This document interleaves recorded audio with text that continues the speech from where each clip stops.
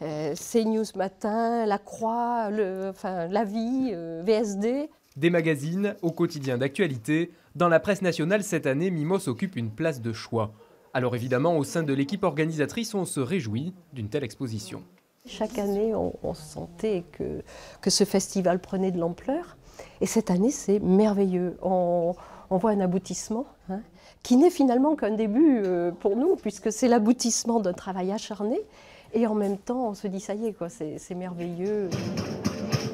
Car même si vous ne les avez pas remarqués, les journalistes des plus grands titres nationaux sont bien présents parmi le public.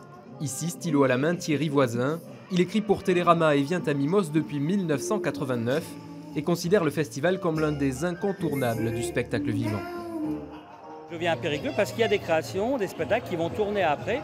Et donc ça permet de pouvoir faire mes critiques après. Quand il y a les dates, quand il y a les représentations, il faut bien que j'ai vu les spectacles avant. Donc souvent j'assiste aux premières et loin de là à Paris parce que beaucoup de choses se font en province, à l'étranger. Voilà.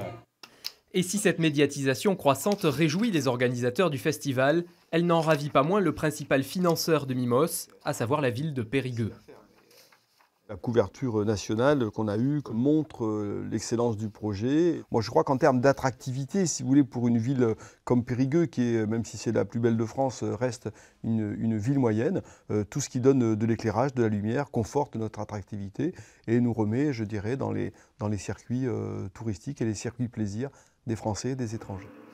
Des circuits dont Mimos reste l'étape phare. L'an dernier, 75 000 spectateurs étaient venus gonfler les rues de la cité périgourdine.